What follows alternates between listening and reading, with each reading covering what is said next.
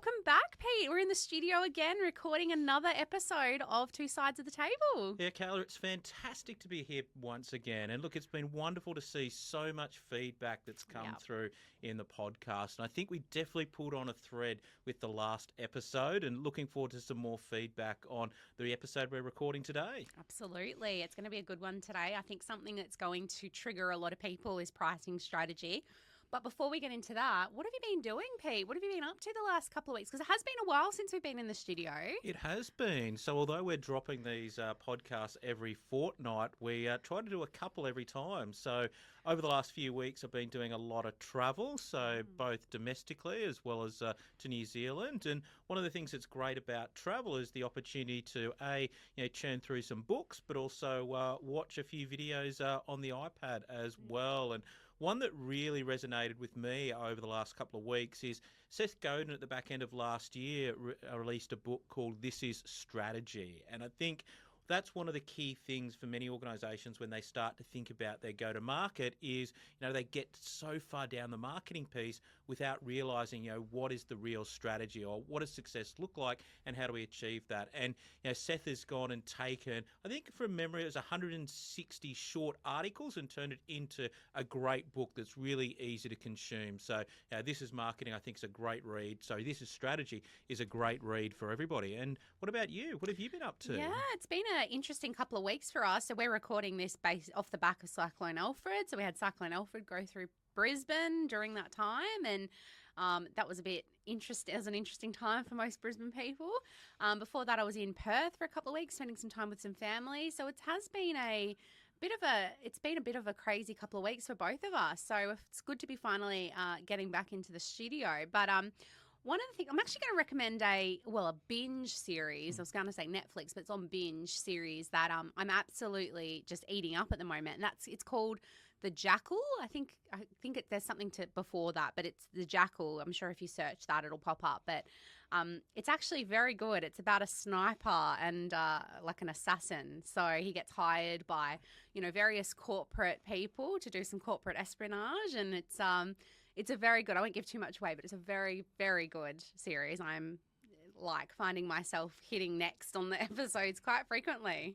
Gee, I didn't realise we could actually talk about things that weren't business related because I've been watching on Netflix Day Zero. So 6-part series there. It's actually on Day Zero being a hack that's actually happened, but it's got some really famous actors in there and very topical about what's going on in the US at the moment. So a great series there. So I have to admit, in between reading, some of those flights were pretty yucky flights. So I just had the iPad running, consuming some of those as well. So highly recommended Day Zero.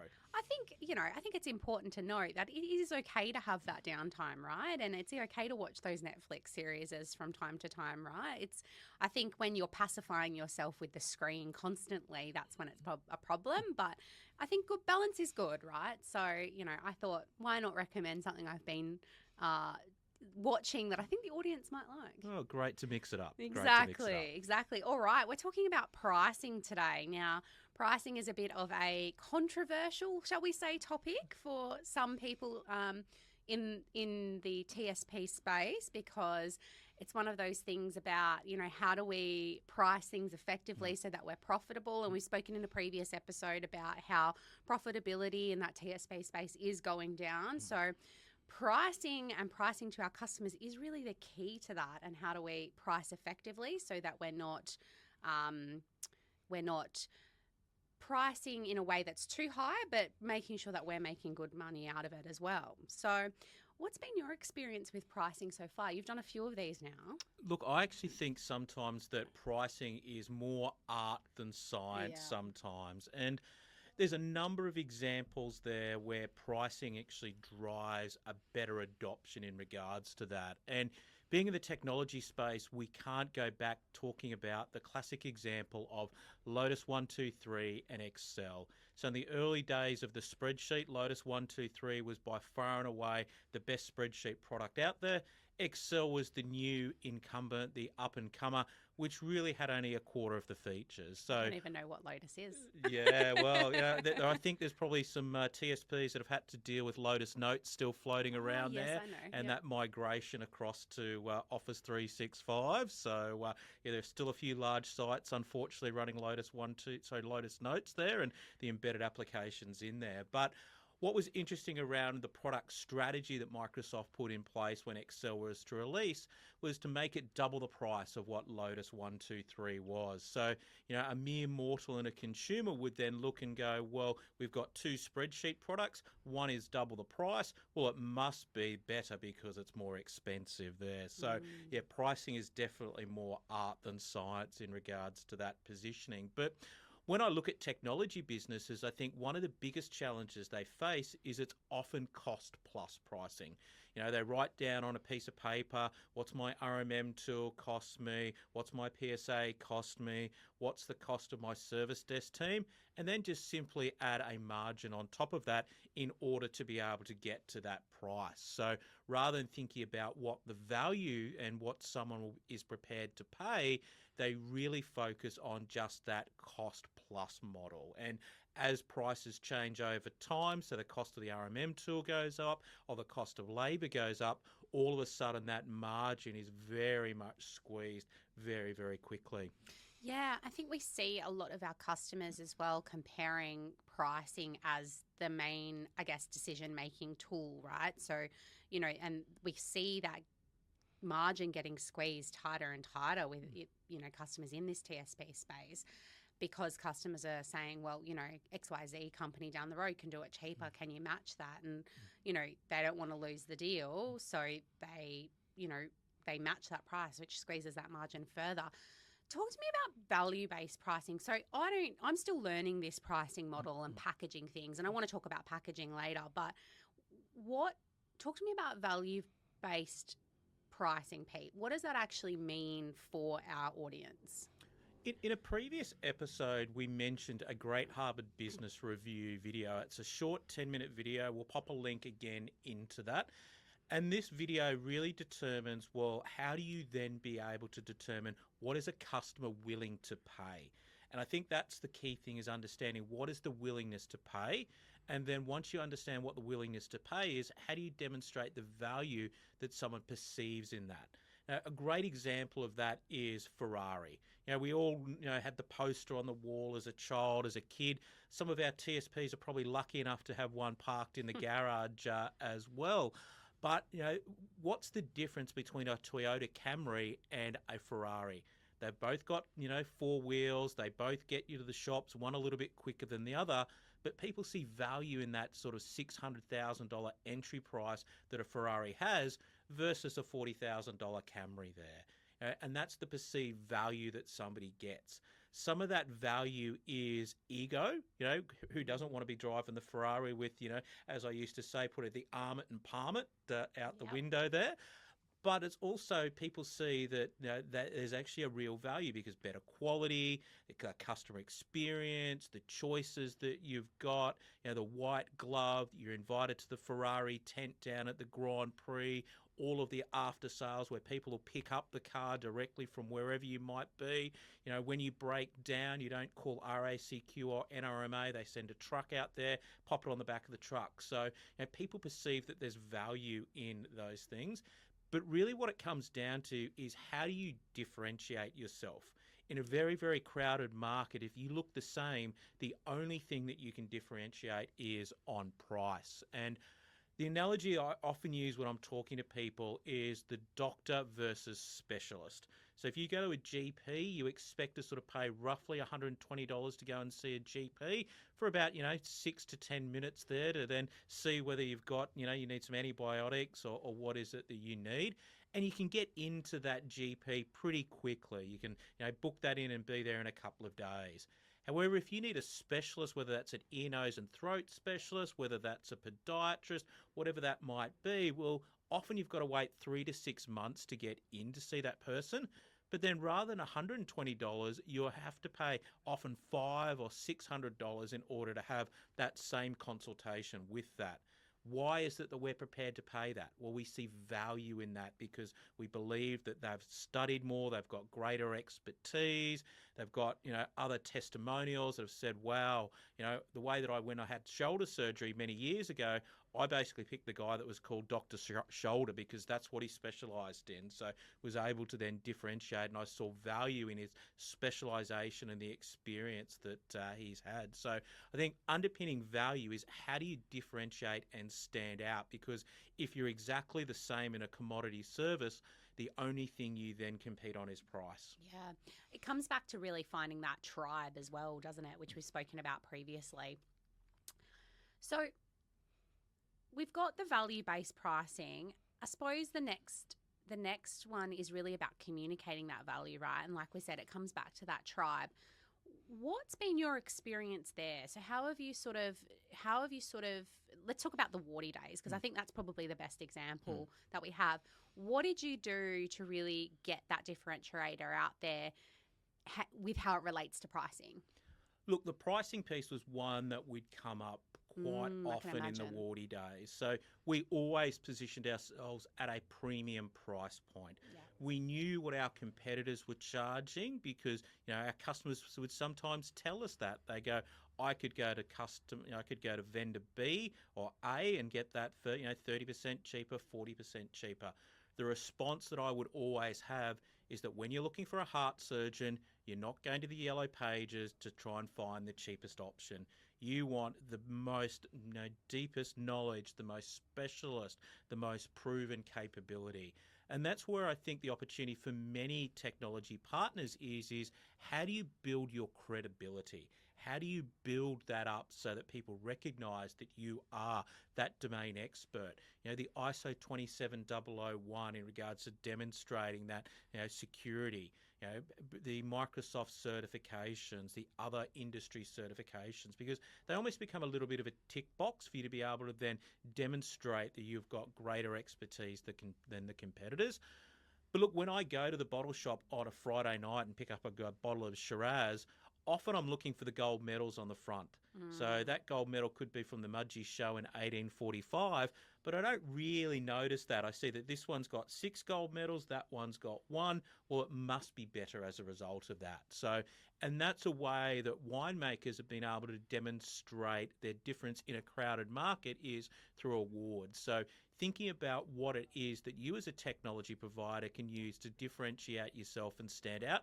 Awards are definitely one of those ways. Specialization is another one of those ways that you can then start to then go, why am I different to everybody else? I think as well the value as well. What is that almost that value that you're able to provide, in addition to the services? And I have this conversation with our customers a lot, right? Because we try and tweeze out that differentiator that we, what does that after sales support look like? What does the service desk look like? Are you introducing AI into your service desk to help speed up the process? Like if a customer needs a password reset, we're sort of at the point now where we don't really need a human to do that, and AI can do that.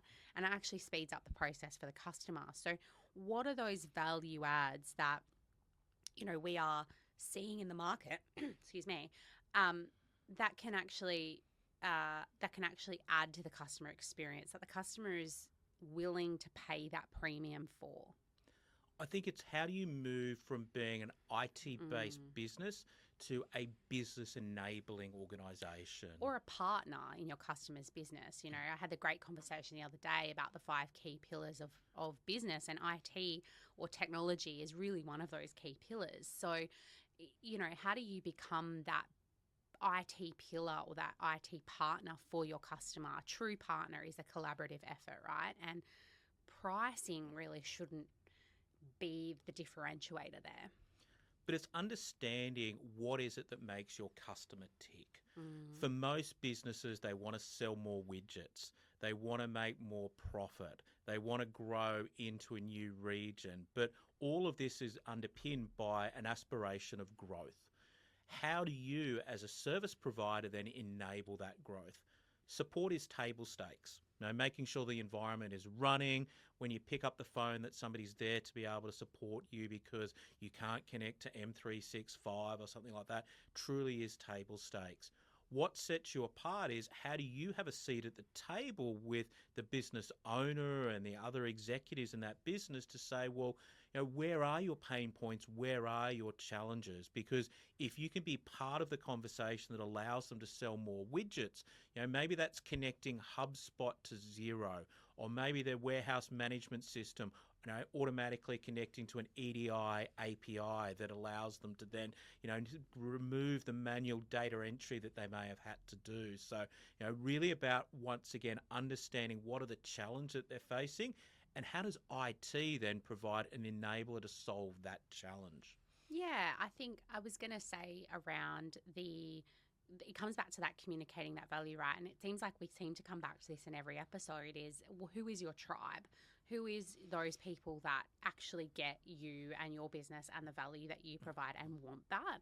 It really comes back because pricing is not going to be a conversation that they want to have. They just want to work with you because you're the best and you get them the most, which is why it comes down to, and I'm going to go on a rant here, but why it comes down to finding that, who is that audience, who is that tribe that you really know and you really service, and talking their language because, and I've said this before, you're just going to see a ramp in the type of customer that you attract because you know their industry or their tech or their problem. I think it's easy to always do that comparison. We've all got that vanity. We look on LinkedIn or we look at our competitor's website and compare ourselves to them.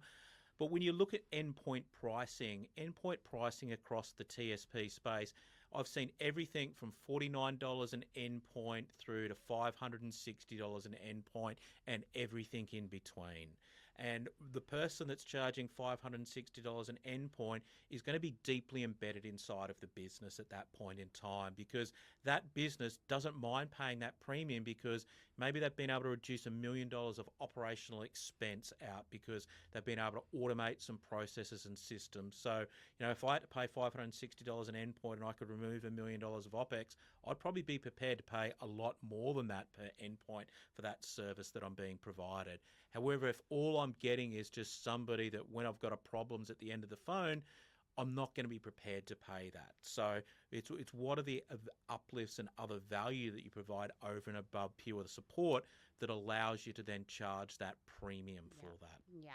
And getting that trusted knowledge in that area that customer's challenged in is really going to be your key differentiator. So it's being able to talk their language as well as providing that additional value.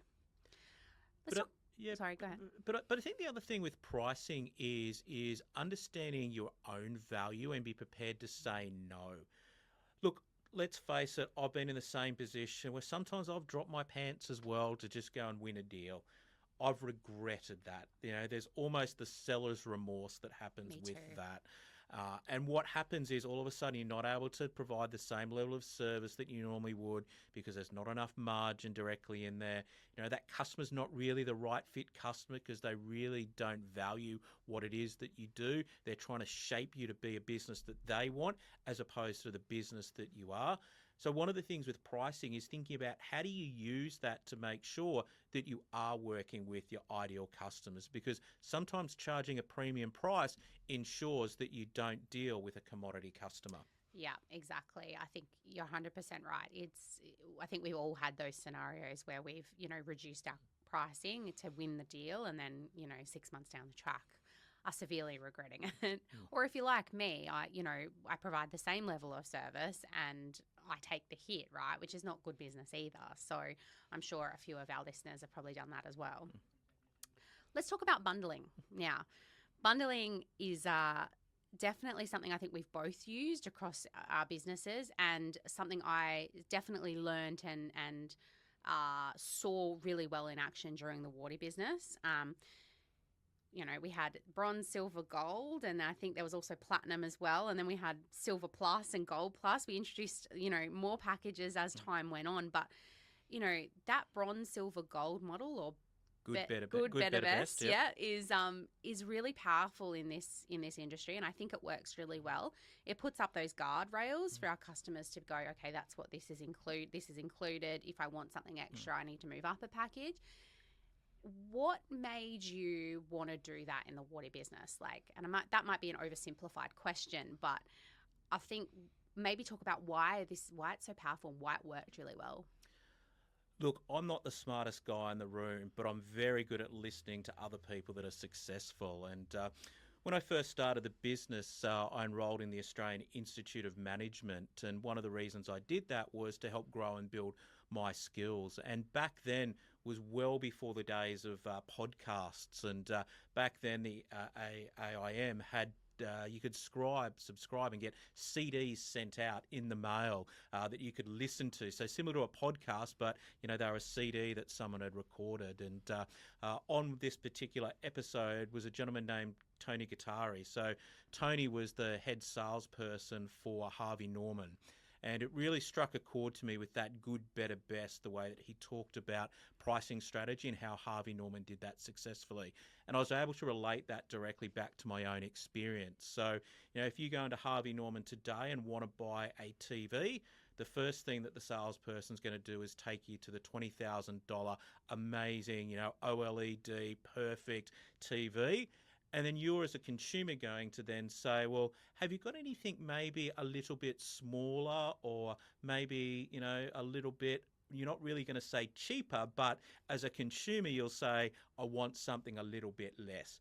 And straight away, they'll go and show you the $450 TV that looks really grainy. It doesn't have a really good picture quality.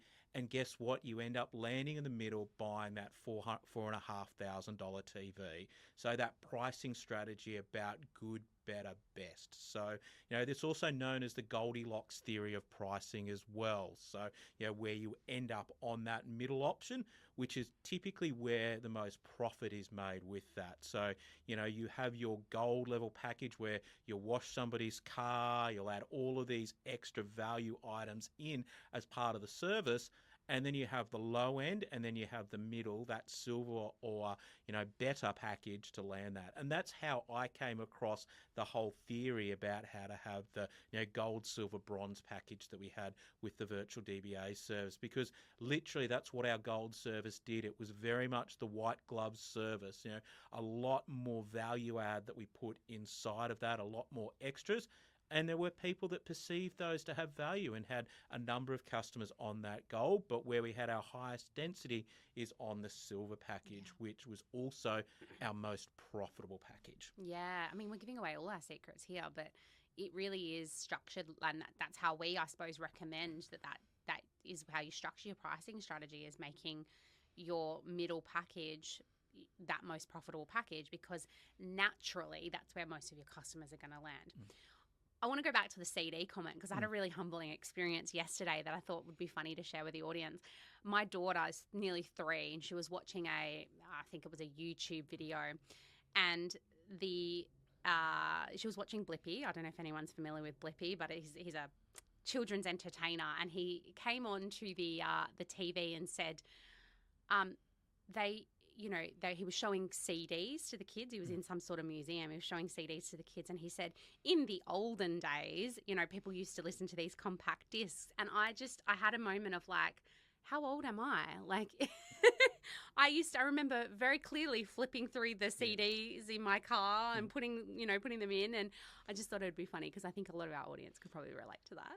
Oh, look, I thought when I was a teenager, I had a 6-stacker in the back of the car there for the CDs. So, yeah.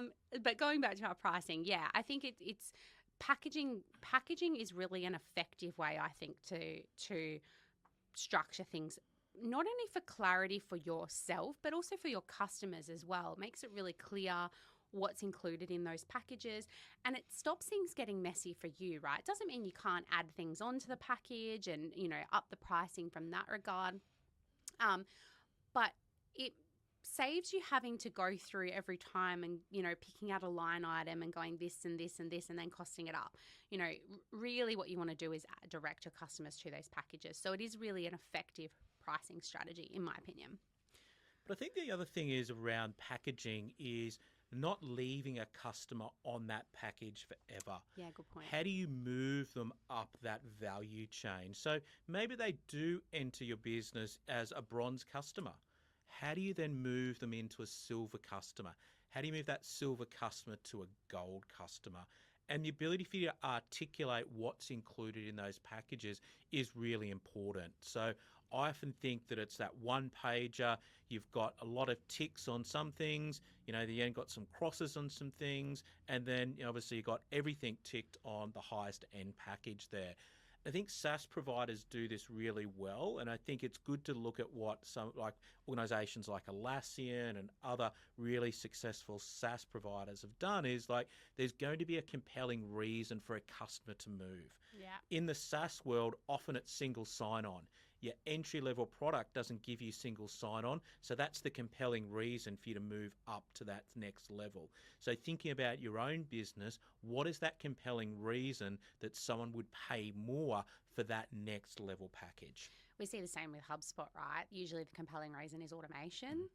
The starter level doesn't provide that level of automation. So, that's actually, I think, a really good point for our audience to take away is what is that compelling reason and put that into your next package up. Okay. There is going to come a time where we need to put our prices up. We've all been there. And we've all had the challenge of customers pushing back on those prices. What's your strategies to help customers deal with that or listeners deal with that, Pete?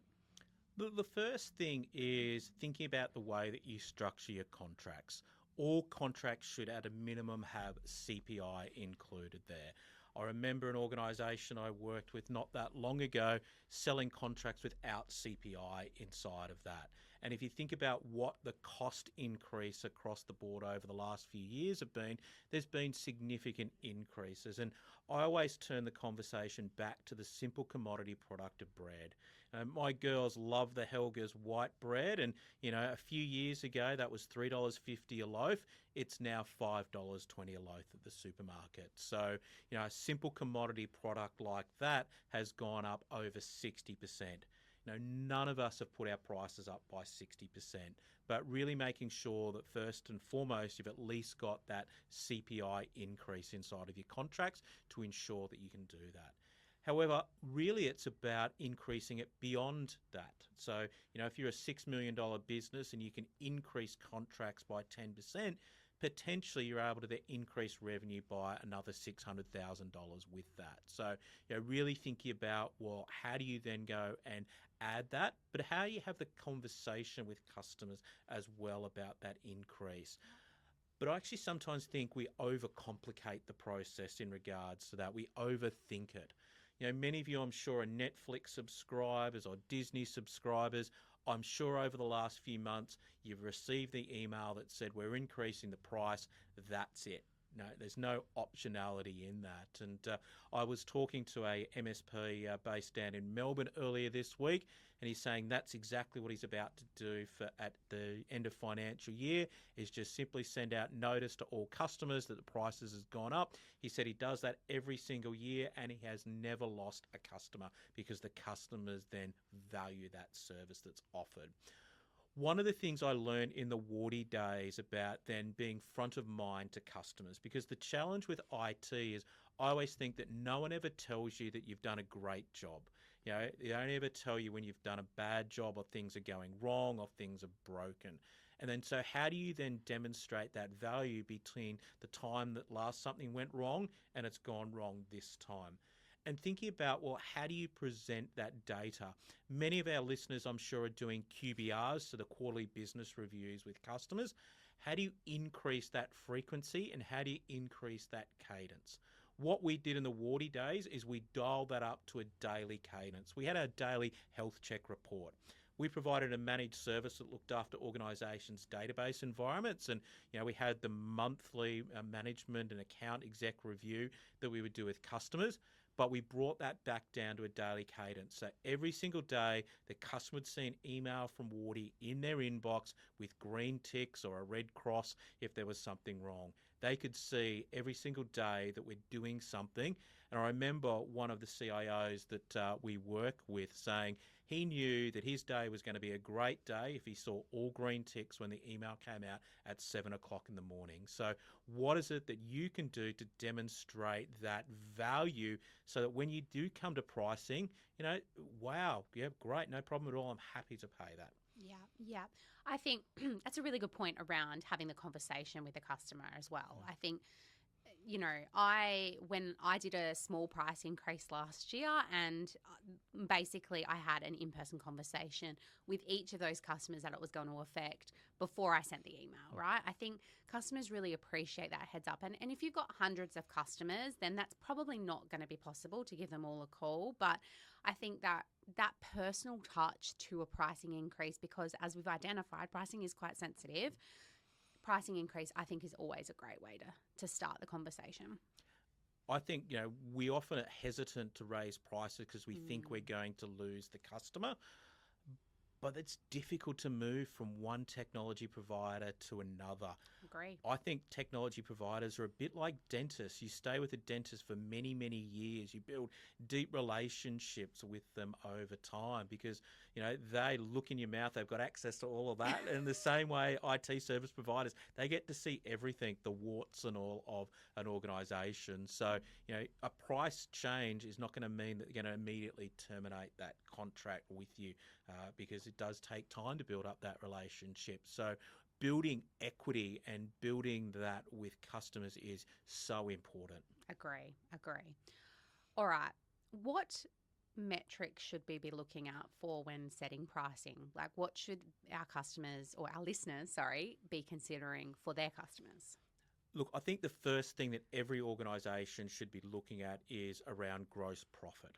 So Mm, understanding what your gross profit is, but drilling a little bit deeper and understanding what is your service gross margin. So what is the service gross margin you're making today?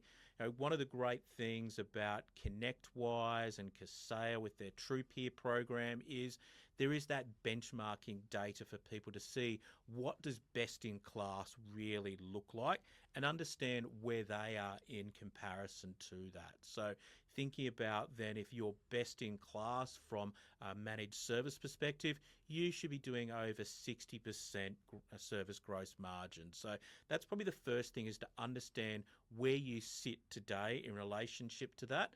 And pricing is one of those components that you will allow you to increase that service gross margin. But then it also allows you to then understand, well, what is the cost base and how efficient you are in delivering those services as well. And really it's about understanding from a data perspective what profitability looks like to then use pricing as one of those levers. yeah. Okay. Fabulous. And any other metrics we should be looking out for? So we've got gross margin and service gross margin. Service gross margin. Just explain that one to me. Is that the gross margin or gross profit we're making off services purely? No hardware, anything like that. Correct, yeah, being able to then strip that out. And one of the things to think about is around how you structure your P&L. Often people will then put all of the revenue in one single bucket and all of the costs in one single bucket as well. So being able to split those out and then be able to see by each of the service lines. So typically managed services / recurring services, and then professional services, and then hardware / technology sales for people to be able to then see those individual line items. So 60% of that revenue that you're making from services should be profit, is what you're saying. Correct. Do you think that's where most of our listeners are at the moment? So 25% of our listeners we know, because that's what best in class is the top 25 percentile. I think the challenge, and it's no secret in the IT industry, is that if we look at what the average net profit is across the IT industry, it's 6%. 25% of IT businesses today are actually not making any money at all. They're actually running at a negative net profit. Wow. Yeah. But like we say, there's opportunity in that, right? So what can we change and what levers can we pull to change that? Yeah, and pricing that we're talking about today is certainly one of those levers. Fabulous. Anything else on pricing that we need to talk about for our listeners today? Look, one of the things I think, and we mentioned it a few times, is, when we start to think about value, value is what you differentiates you in between Yeah. one organisation and the next. the value is then that willingness to pay and how much customers then willing to pay for that particular service. So, it's the same analogy that we used about, how do you compare two restaurants, two cars, two technology providers? There is a perceived value, and often value is very hard to describe because what one person values is very different to another person. So finding those, group, that tribe that we spoke about, and who then really cares about that service offering that you have.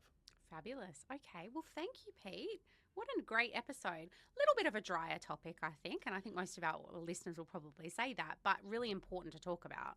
Look, pricing's one of those things that, we're often a little bit afraid of it. Exactly. And I think bringing it to the table is, like any challenge, just simply, that trigger in the back of your mind.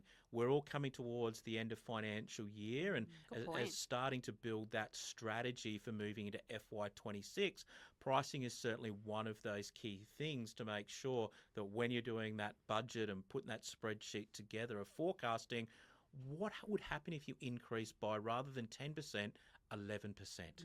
And one of the things to always remember is that a 1% increase in revenue will give you 11% increase in net profit if none of your other costs change. Yeah, definitely. Awesome. I think that's us done on the pricing. Yeah, I think that's a wrap. And I know that we're going to get probably lots of questions and the opportunity to dive deep into this topic in a future episode. Yeah, we've got a wonderful accountant or a financial expert coming on to talk about finances. So I think we'll dive more into those metrics that you spoke about previously, just in this episode, into a lot more detail. And I think that will be super helpful. But yeah, I think that's a really good, intro into pricing and the importance of it as one of the levers that we can pull to really up those metrics. Fantastic. As always, Kayla, it's great to be on the other side of the table to you. Thanks, Pete.